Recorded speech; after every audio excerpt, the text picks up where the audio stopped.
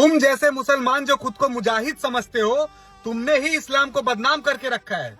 मैंने कभी कुरान नहीं पढ़ा, लेकिन मुझे इतना जरूर पता है कि कुरान में तुम जैसे लोगों को ही काफिर कहा गया होगा। क्यों भाई, क्यों हमारे देश की रिसोर्सेस खराब करते हो? आप डॉक्टर बने हो, आपने जरूर एक सीट रिजर्व की होगी, आप इतने पढ़ लिख जा रहे हो, फिर भी आपका ब्रेन वॉश कौन कर रहा है?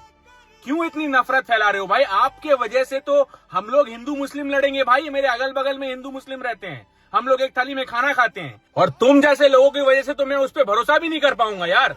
कल को अगर मेरी तबीयत खराब होती है तो मैं तो साफ साफ उस पर इल्जाम लगाऊंगा। मेरे दिमाग में वही घूमेगा कि उसने मुझे कुछ गलत खिला दिया तभी मेरी तबीयत खराब हुई है, या मेरे घर वाले भी यही सोचेंगे। क्योंकि भाई अब तो तुम पानी जैसी पवित्र चीज को भी जहर बनाने पे तुल गए हो। भाई क्या बुद्धि है तुम्हारा? तुम जहाँ पे भी तुम जैसे आतंकवादी जो गुपचुप बैठे हो ना देश में, कहीं आईटी सेल में, कहीं इंजीनियर बन के, कहीं डॉक्टर्स बन के, तुम अगर सुन रहे हो ना, मेरी आवाज को सुन पा रहे हो तो इतना सुन लो, तुमसे बड़ा चूतिया कोई नहीं है।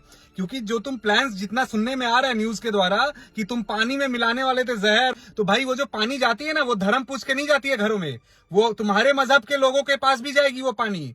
तो तुम भाई अपने मजहब के लोगों को ही तो मार दे रहे हो। कौन सा जिहाद कर रहे हो तुम?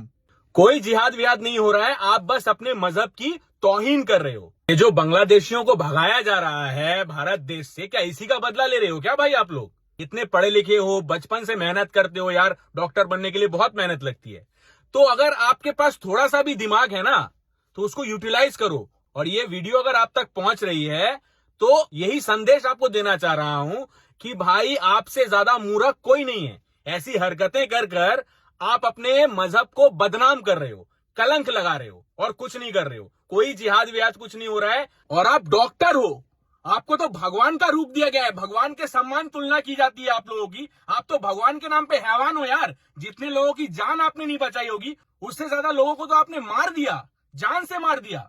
जो बम फटा उससे कि आपके मजहब के लोगों को तकलीफ नहीं हुई? नहीं, उनको कोई दिक्कत हुई।